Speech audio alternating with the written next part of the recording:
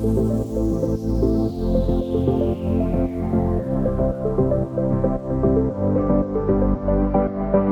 and thank you for joining us. How have you been? You are listening to My Surrogacy Journey, the podcast season 3. We're taking you on a journey of education and surrogacy storytelling. I'm Michael, a dad to 2 through UK surrogacy and an ambassador and fertility advocate. How you doing? So, thanks for downloading us again. We do appreciate it, and it's great to be back in your ears. As always, if you're new here, welcome and thank you for listening to us today. And I'm Wes, not quite the accolade that Michael has in his, but I didn't write this script. I can hardly ever get a word in edgeways when Michael's around, and he always steals my line, so watch out for that in this episode. We've devoted our careers and life working to improve surrogacy with my better half and partner in crime, Michael. Who wrote this? So we are going to be your hosts on the My Surrogacy Journey podcast season 3, and each week it's going to get mixed up. Sometimes it'll be me, sometimes it'll be Wes, but today you've got both of us.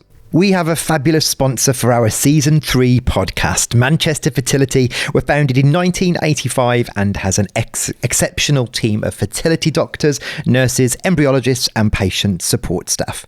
Manchester Fertility remains one of the leading fertility clinics in the country to this day, delivering more than 8,000 babies.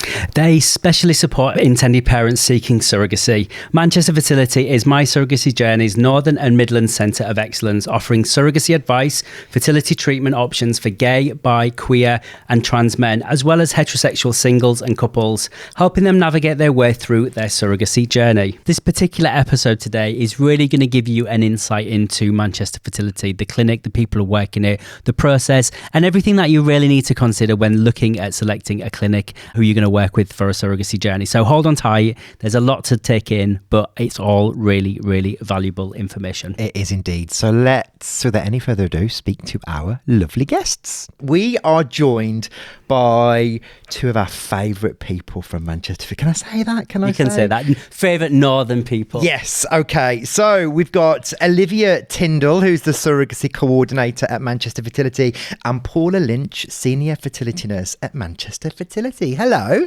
Hello. How are you both doing? Good. How are you? I'm good, thank you. I really, and I say this every time, and Michael's probably going to look at me what to he's going to say, but I really love being back in the north. I just get this warm feeling, and it just makes me feel at home. And I always get it. And I was saying to, are you crying? No, I'm not. I was just saying to Michael as I was driving in, I was like, I do love Manchester, and I do love being in the north. I think people just have a much more. And this is a beautiful studio. We are in a beautiful studio, lovely red brick. It's really cool. Love it. So ladies, it's amazing to be here with you both today. And, you know, I said just before we started the recording this, like, it's so much better to get the bios specifically from you two, because I could read the bios out and it'd just be like a robot. So Olivia, why don't you just give us a bit of an overview of, you know, who you are, what you do and where you come from? Yeah, sure. So I'm currently the surrogacy coordinator at Manchester Fertility. So I guide patients through their surrogacy journey, right from initial inquiry up to the point that they hopefully get pregnant. I deal with all of our surrogates as well. I've done quite a few different job roles in Manchester Fertility, so I've done a little bit of everything. So my knowledge is quite wide in terms of the admin aspects. I've been there for about 3.5 years now. Prior to that, I did work in reproductive medicine in the NHS as well. Oh, I didn't know that. Yeah, so I've got quite a big background of fertility. I've been doing it since I was like 19, really. Wow. Yeah. And you clearly love doing what you're doing. Of course, yeah, I absolutely love it. I love it, especially surrogacy. It just, working so closely with surrogates and intended parents, it's just so rewarding. Mm-hmm. Favourite part is obviously finding out if a surrogate got pregnant and just seeing how happy the intended parents are, and even the surrogate as well, if they're a close friend or family member of the intended parents. Uh-huh.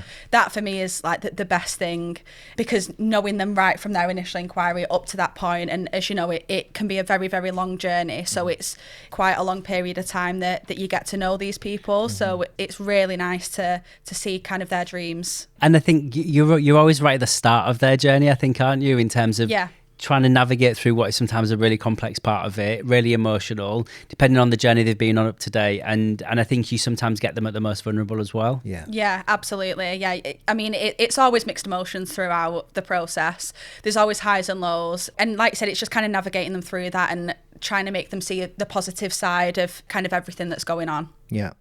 So you are obviously that first port of call when the inquiry comes through.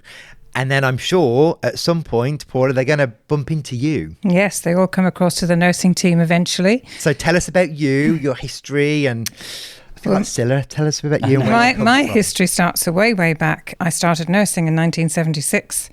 I actually went into IVF by accident in 1994, and I've just loved the area. I've worked in that area since the very beginning, and long-standing clinics. I've worked in big clinics in London, and now working at Manchester Fertility is quite rewarding.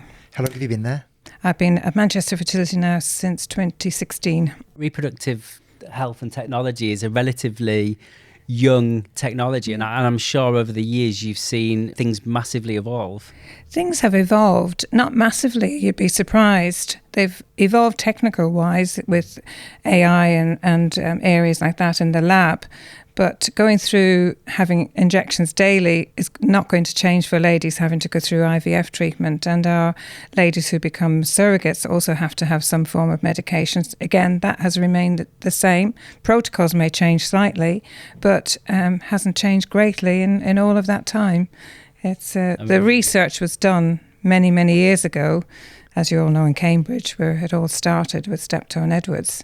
And they did all the research then, and we followed on through from their research. But the fundamental cause being the same through all that time. Fundamental. Just some peripheral stuff that's changed around. Just And some of the equipment which has been, new and upgraded, and like you say, some of that tech is mind-blowing, but the actual procedure still remains relatively unchanged. Yes, relatively unchanged, yes. Yeah. And I think the technology around threes and four for eggs has changed, and it's developed and got better, but fundamentally the same. Paula, what would you say is kind of the thing that you enjoy the most about what you do? I just love seeing everyone go through the treatment, supporting them all the way through from the beginning, teaching them how to do their injections, to talk about the medication, helping them understand what this medication's for and why they need to take it. So they end up with the result that hopefully with a live baby and a birth at the end of it. And realising everyone's journey is different and they're coming through our doors for a different reason. We've got different genres of patients that come through for different reasons. Yes. I think for me what's really striking is that everyone's journey, although there's some similarity to it, everyone's come from a different place and everyone's situation is really unique to them. And I'm sure from, healthcare professionals who are caring for them, you have to take that the approach where you look at everyone individually. Totally. Every case being different. Everyone is different, yes. Everyone and is I different. think from our experience and from how our members need supporting, and Manchester Fertility are doing a great job at supporting our members going through, both from Two Dads UK and through My Surrogacy Journey. But it's really clear that every case is different, and there are more emotional needs in some and certainly more educational needs in others in terms of what that process looks like. And heterosexual people have probably been on a grueling journey already, whereas people in a same-sex relationship really excited and can't wait to get started. So you probably have to adjust how you behave professionally, I should imagine, with the patients. Yes, we're just completely differently to a heterosexual couple coming through who need surrogacy to a same-sex couple coming through who needs surrogacy. They're completely different reasons for possibly needing surrogacy. A lady may have had a total hysterectomy where she's no longer able to carry a baby. She may have her ovaries left, so we may still be able to use her eggs. If she's at the right age and they're still suitable for use, then yes, we can use, and she can have her own genetic child, but there are times that hasn't happened and they have to use egg donation. So we've got different reasons for different couples needing the surrogacy journey, and the support that MSJ gives our patients is fantastic. We get a lovely feeling coming back from them. That's always great. That's a nice little plug. Thank you, Paula. Let's talk in a bit more detail about the clinic. Let's hear all about it, because Michael and I have both been to the clinic. It's a really lovely clinic. It has a really lovely feel to it when you walk in. It's really modern, it's really fresh. And I think sometimes when people haven't been to a clinic and maybe it's their first time, they might be a bit anxious. They might be, wondering what's it going to be like. So just give us a bit of an overview, Liv, of Manchester Fertility Fertility and what people should expect. Where's it based and all that sort of stuff? Yeah, so we're based in South Manchester in Cheadle. We're on a business park, so we're really easy to find. It's a gorgeous building. We're on our own, so we're the only company in that building. So it's not like we're hard to find or anything like that. It is really kind of warm and cozy when you walk in. We want to kind of give off that vibe that we want to make everybody feel comfortable and at ease and not on edge. We've got quite a few different waiting areas that patients go to for different appointments, which again makes them feel a little bit more at ease. So for example, men that are coming in for semen analysis appointments, they have a separate waiting area because that can be quite daunting, you know, if they've never had to produce a sample before. And again, because we've got 2 floors, this kind of waiting areas upstairs, waiting areas downstairs. We recently had an open day at the clinic, which was a huge success. The feedback that we got from patients was that they loved being able to just have a walk around kind of unofficially and just see where we all work day to day. And they got to have a walk around our theatre and labs and things like that. So people loved it. And we're hoping to do a few more open days next year as well. I think it's really important to see the clinic that you're looking at going to before kind of committing to go in there, to making sure that you feel comfortable. And feeling at ease. And I think, you know, one of the bits you just picked up there, Liv, was around, you know, any guys coming to do a semen analysis. I mean, if you haven't done one before, I mean, both Michael and I have been there and it is quite a intimidating environment. And we're probably a bit more closer to the kind of whole process and understand it in a probably a bit more of an informed way. I think a lot of people are like, you guys are used to it. You're not thinking about this individual person coming in and what they're doing. To you guys, it's just a normal part of what you guys do every day. You need to get some cells, you know, and that's kind of how you... But for a patient... They're probably walking in thinking, everyone's looking at me. How am I going to do that? What are they thinking? How do you approach putting someone at ease with something like that? Do you know, I think our receptionists do an amazing job at that. They're really good at reading people when they walk in. They kind of know whether somebody is feeling quite nervous and they need to kind of go and make them a coffee and have a little chat with them and just kind of put them at ease a little bit. Or some people just want to be left alone and just do their own thing.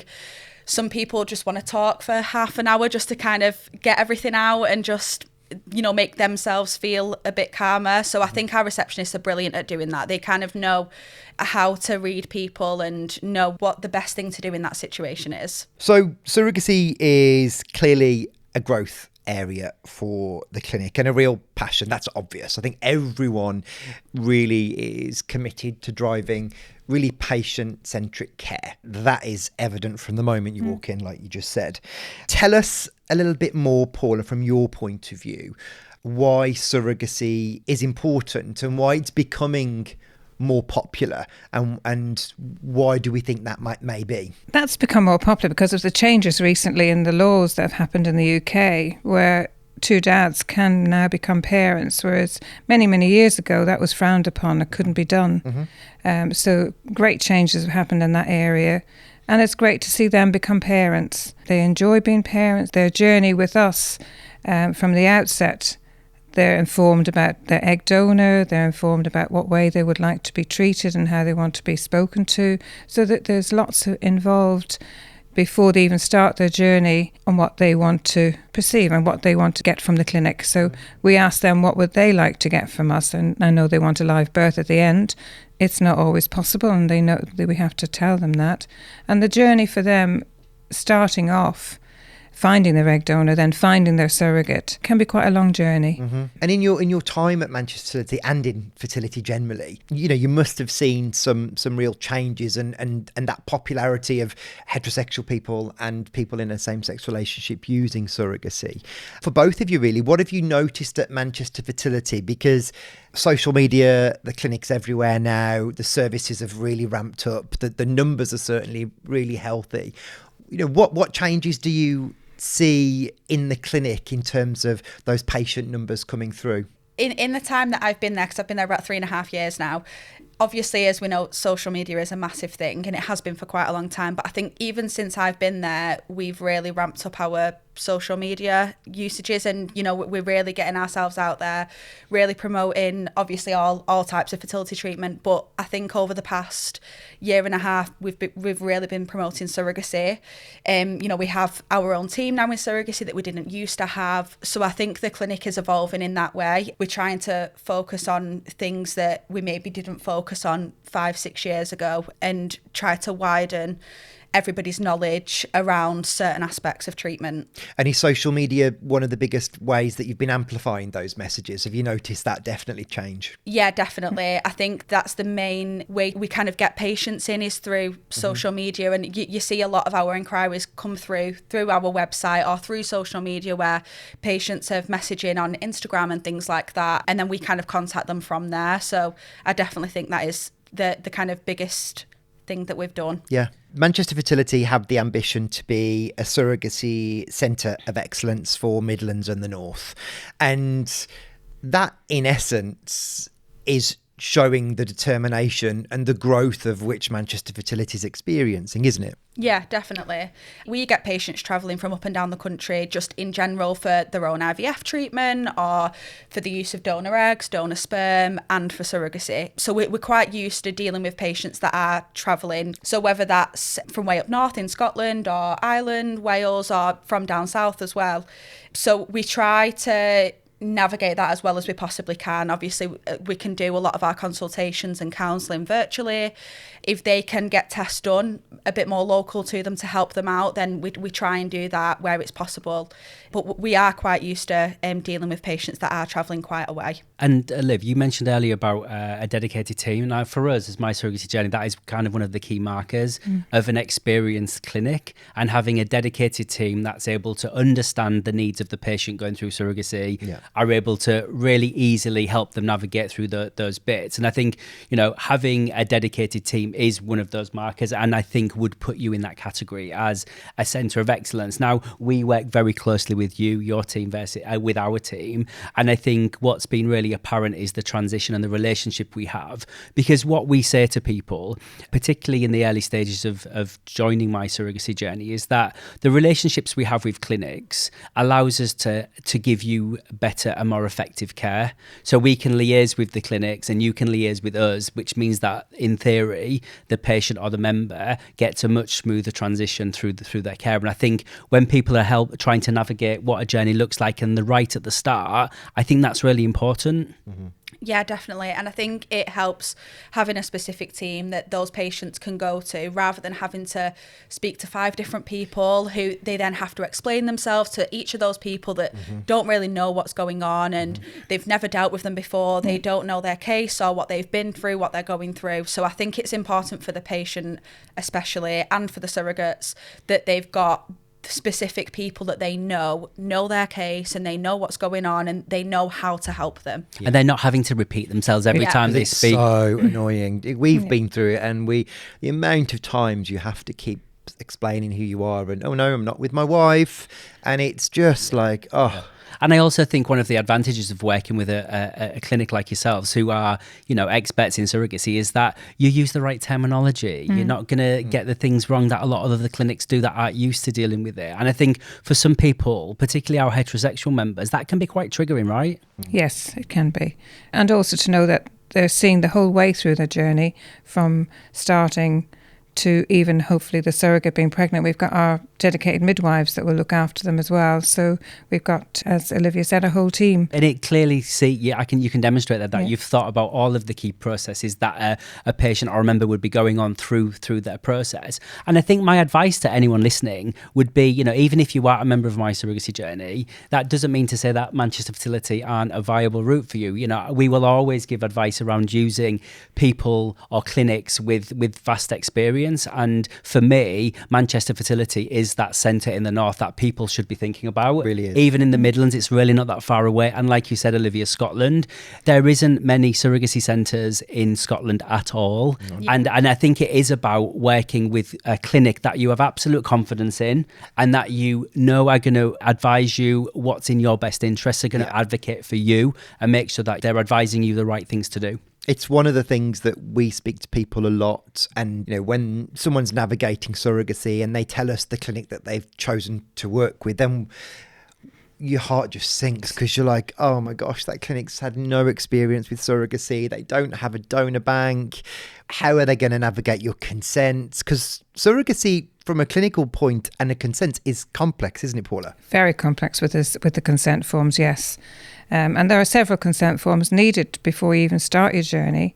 If you're freezing your sperm, your GS form, to make known what you want to happen with that sperm if anything happens to you. Even if you haven't picked your surrogate and you're making embryos, we still need to complete that consent form so that that consent form's in place. And again, we know what to do with those embryos in the event of anything happening to you. Life is a difficult one. Things can change and can change very suddenly for some people. Mm-hmm. And it's important that those HFA forms especially are the ones that are completed. If you've already made embryos previously with another clinic, I was going to say. Is that what you're going to say? See, he's the ant to my deck.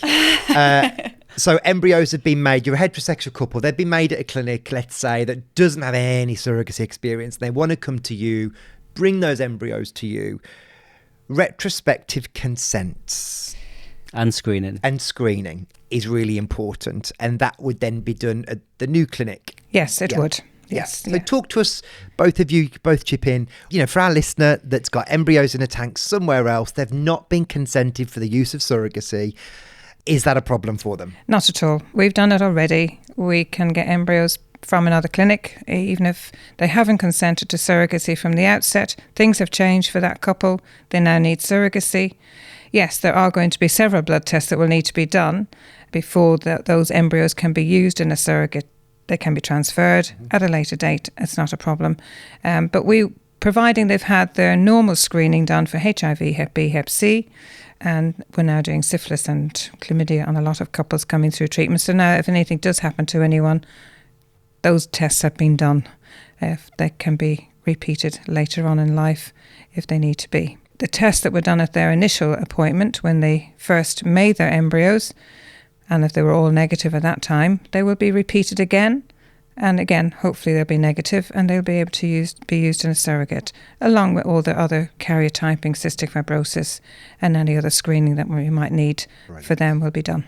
That's then your quarantine period done, which is what we need to do to satisfy the HFEA. Yes. Amazing. Yes. Amazing. No, I think, just listening to you there, Paula, I mean, it is complex, right? It's not complex for those clinics that are experiencing it. For those that aren't, yes, they do deal with general screening, but there are some enhanced screening levels that need to be done, because if you are a heterosexual couple and you have created embryos for your own use, your status changes once you move over to surrogacy, and you are then seen as a donor. And yes, you're seen as a donor, and you need to have all the donor screening done that you would have initially had done if you knew you were going into surrogacy in the first place. It would have been done at the time of your egg collection. Yeah. But now, retrospectively, it's had to be done. And yes, and understanding why that needs to be done can be difficult for some couples. And it's probably the most common thing that we deal with on a weekly basis, isn't it? It is. And we check this really early, because what we don't want to do is, a team, surrogate and some intended parents get so far down the line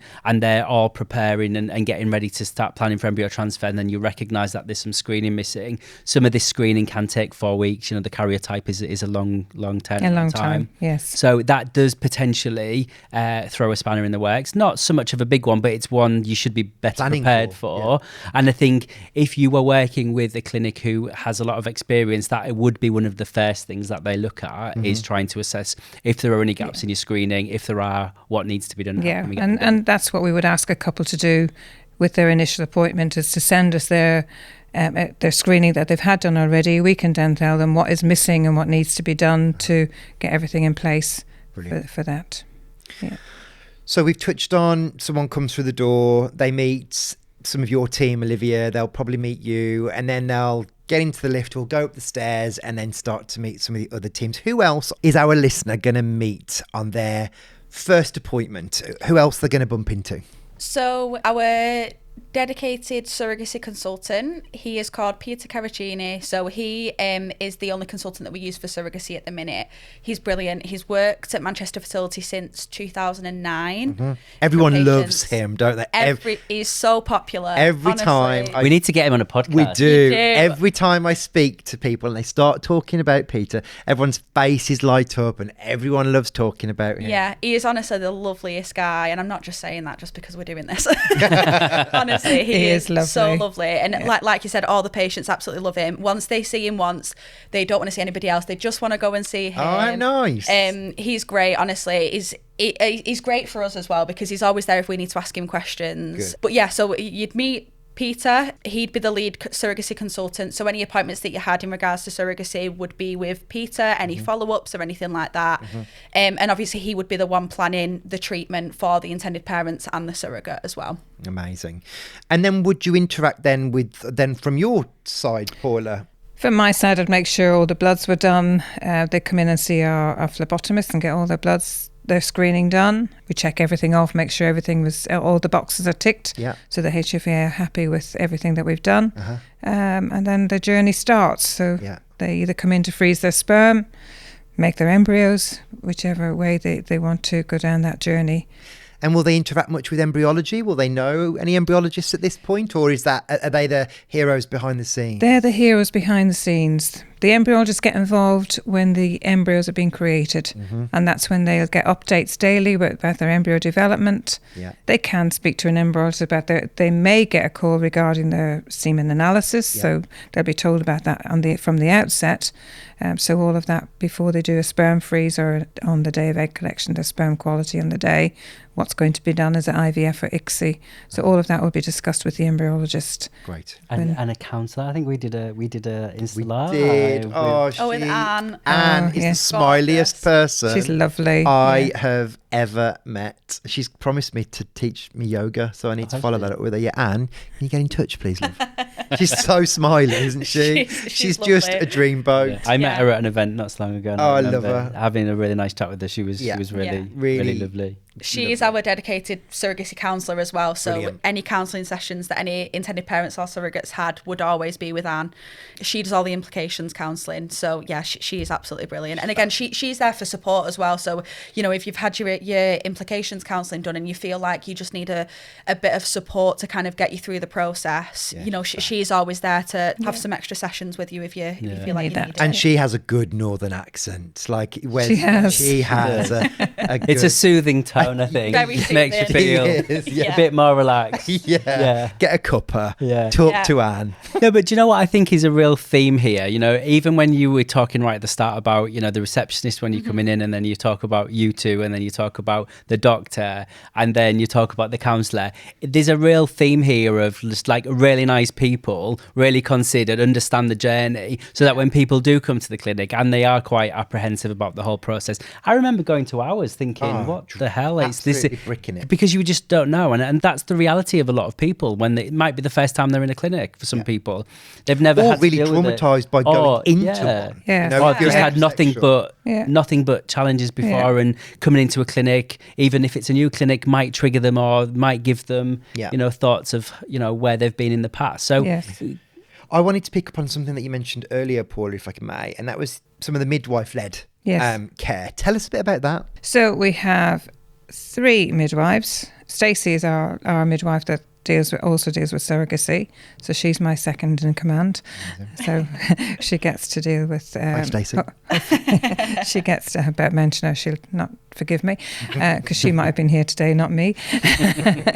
She's a lot younger than I am, and she'll help people with their journey. So once they're pregnant, any pregnancy advice that's needed, booking in their scans, all the NIPT tests and everything that's involved with pregnancy will be dealt with by the midwives, and they take over from where I leave off. See, they have really thought about everything, for those that those varying stages now people move along. There are many that do that. The support. No, I agree. We've got somebody within our surrogacy team. There's somebody from every team within the clinic, if that makes sense. So a nurse, a midwife, a consultant, an embryologist, andrologist, counsellor. We wanted to cover all areas to make sure that we knew how to deal with any queries that came through. So if there was something that I couldn't answer, I could pass it on to Peter or Paula or one of the embryologists, and there'd always be somebody there to help the patient, whatever they needed. And that's the difference between a standard clinic Yeah. and an exceptional clinic. Yeah. With a dedicated team. Yeah. And you just took my words out right out of my mouth then.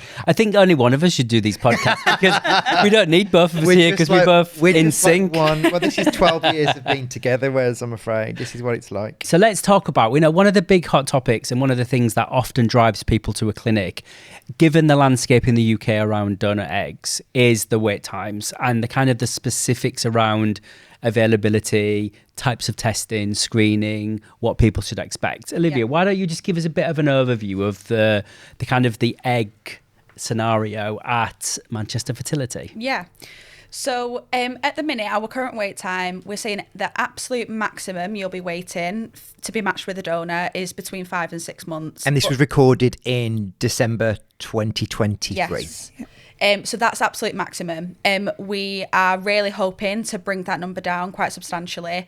We are matching patients quicker than that, depending on the characteristics that you are looking for. Mm-hmm. So just because we're saying 5 to 6 months, it doesn't necessarily mean that you'll be waiting that long. No.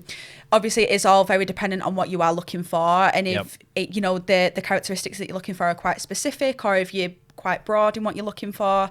For example, there was a couple that got put on our donor wait list a couple of weeks ago and they've been matched already.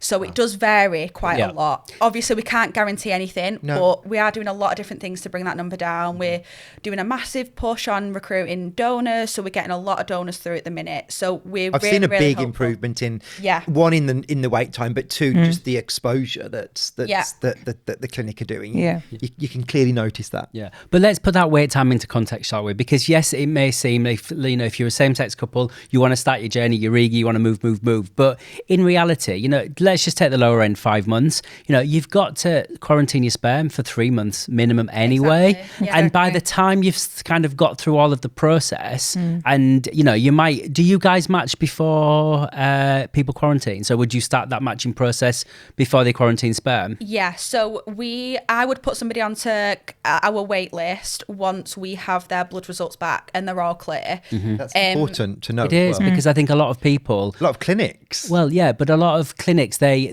don't, some of them don't start matching until you're out of quarantine. So then that adds another 3 months on top of. Yeah. And I think that's a really important question to ask when you are looking at the clinics and the wait times, because that does impact it. So, if you match before quarantine's ended, then potentially you're absorbing that 3 months of quarantine within your wait time. And then in reality, even if it's another 2 months after that, in the scheme of things, getting a donor that's gone through all of the screening, has also gone through extended genetic testing, that is a really good position to be in. Yeah, definitely. And I think once you're at that point, things start to move quite quickly. And I always say to patients that are at kind of initial inquiry that I know 6 months sounds like a long time, but really it's not. Flies, doesn't it? Exactly. So once you've had your bloods done and you get put on that wait list, you then have to book in a sperm freeze, then you've got your 3 months quarantine. And then once you're out of that quarantine period, you kind of, if you're not already there yet, you're already halfway there to being matched with a donor. So we try to get as much done in that time frame as we possibly can, so it doesn't feel like the patients are waiting too long for everything. So keeps them busy. Exactly. So we'll try and get consents done, any additional blood tests, sperm freezes, all things like that. And they feel things are happening. If they're freezing the sperm and the 3 month quarantine, they feel they're doing something. Yeah. And then if they do, they can even pick donors from our frozen egg bank who've already been quarantined and are ready to be released at the end of their 3 month quarantine. So you can time everything. So we can time everything, definitely. yes. Yeah. And if they've got their surrogate in place, they haven't got a very long waiting time. No. And the advice would be for any couples coming through their journey is to either freeze the sperm first, make their embryos, and then be ready to go with their surrogate, because they don't like waiting. Absolutely. They want to be ready to go. They don't. And in terms of, that wait time, it is about just keeping positive and maintaining positive. And you mentioned it earlier, Liv, it's about managing expectation, isn't it? And it's about being realistic about a criteria. Often I'm talking to intended parents who I think have a really unrealistic view of what their donor requirements are, and I think that is ultimately going to drive what the wait time is, isn't it? Could you give us some examples of the donor criteria that is going to mean that people have to wait a bit longer? I would probably say maybe ethnicity is maybe the biggest one that might be an issue and might make you wait a little bit longer than usual. Yeah. The majority of the donors that we get are white British, but again, we are having a big push on trying to get more ethnic donors through. So it's always a possibility, and we'll always do our best to try and find you what you are looking for. But like I said, it might just mean that you are waiting a little bit longer for that specific characteristic. Yeah, sure. One thing just to really point again is that the donors, once you match with them, they've been through that screening, they've been through the counselling, they understand the level of commitment needed to be a donor, and they're ready to donate. Whereas I think in some other scenarios where the screening hasn't been done, so you match and then you go through the screening, sometimes donors don't appreciate how grueling and what a commitment donation is. So you typically then tend to get a bit of a higher dropout rate of those donors versus the ones who, in your case, have worked with, they've already gone through the screening, they know the commitment and they're committed. Yeah, definitely. I think at the point that we would send a profile out to a patient, they know that all the screening's been done, counselling's been done, consultation's been done. The donor is fully aware of what they're going into and what donation means and what impact that might have on them in the future. Obviously, there's always the risk that the donor could pull out at any point, but like you said, they've already been through that process, so it's not like we're going to then turn around to the patient and say, oh, actually this blood test come back from the donor and they're not allowed to donate anymore, because we know that it's already happened, and we've done a background medical history check and all of those things. And that's more of a risk, isn't it? If you weren't working in that scenario and the donors weren't screened, that's a scenario which could extend your wait time for that donor, because there's no commitment and the donor might drop out, then you have to start the process again, and that potentially could extend, lengthens the journey. It lengthens that journey for everyone. Yes, and if you're coming through with your own donor, some people have got their own donor, a known donor to donate for them. Again, understanding why they have to go through that process, they're told about from the very outset. So the donor team are very good with their information and informing couples coming through who are bringing through their own donor what that donor has to go through, and understanding, yes, she's going to have daily injections and she will need an egg collection, and those embryos will have to be stored still for your quarantine period before you can use them. So all of that is very important, really is, for couples to understand. Yeah. It's really interesting to hear from the people who physically deal with the patients and the members. It's really good to hear your experience, and also to get a really in-depth overview of Manchester Fertility, because I think, Manchester Fertility, working with us, we're trying to push more and more out and help people understand, what services are available within the clinic, but also hear the real stories and speak to the people who are going to come into contact with the members and the patients. I think that's really important. I think that's most important, that people have and can listen to you. So this listener is now feeling much more at ease and can understand what that process looks like for them, whether they're a donor wanting to donate or whether they're an intended parent, single or coupled, that they know that they're going to be treated with the dignity and the respect that we know the team at Manchester and the individual care that they need. And it's good to know that everything is done in-house. Everything is in our building. You don't have to go to another part of Manchester for something else to be done, or down to London for one other test to be done. It's all done in-house. But to let people know that, yes, if you do live in London, you don't have to come all the way to Manchester to get your bloods done. We can actually send you to our TDR partners in London to have those done down there. So you haven't got to travel all the way up to us. Okay. Freeze your sperm, yes, you will have to come to us, but there are certain elements that can be done remotely. There's elements that can be done remotely, yes. And it is all about trying to manage the convenience of the patient while still giving them the access to the specialist care that they need to do their journey. Yes. So it is about helping people understand that there are always different options that are going to help facilitate them. And I think often the thing that drives people is the donor wait time. And we try and help educate people that find out where you want to get your donor from first, and find out where you're going to get it, the most convenient way, and then look at the clinic that works with that. And I think your donor bank is kind of one to watch, absolutely. And we know from speaking to Jonathan and Debbie that there's more work being done behind the scenes to try and improve those wait times and give people greater access to more donor options. Definitely. We're always trying to come up with new ideas and solutions. You really are, right? Yes. Yeah. It's one of those clinics that really is advancing in using either new technology or new ways. Well, they're quite forward thinking. It really is. Yes. It Yeah. really is. It's definitely a centre that we're Yeah. working with. Thank you both for your Yes, time thank today. It's been you. really Thank you. lovely. It flies past so quickly. It does. I know. It does. Especially when Michael's still in my line. I know. I'm sorry. Right. Final word from the two of you. How can our listener get in contact with Manchester Fertility, Olivia? So you can give me a ring on 0161 300 2730, or you can inquire through our website, which is just manchesterfertility.com. And yeah, you'll be able to have a little free one-to-one chat with myself, and I can go through the process, timescales, costings, everything like that. And then you can decide if you'd like to continue with ourselves. Amazing. And why wouldn't you, eh? Why wouldn't you? Paula, what about you? Well, the first port of call is Olivia, of course. And if you need any nursing advice or medical advice, obviously come to us and we'll help where we can, and hopefully see you through your journey. There's quite a lot of information on your website though, as well, isn't Yes. there? That helps. Yes. There is. It's we've done some work with you to help like make sure that it's reaching the right people and has the right content on there. So it that's really a good first it's a- point of call if you well wanted done. to Yeah. Clara and the team understand. done a great job on the website, and the information out there from marketing. It's all really good. Yeah. Thank you both. Brill. Thank you. See, that was Thank easy, you. wasn't it? Yes.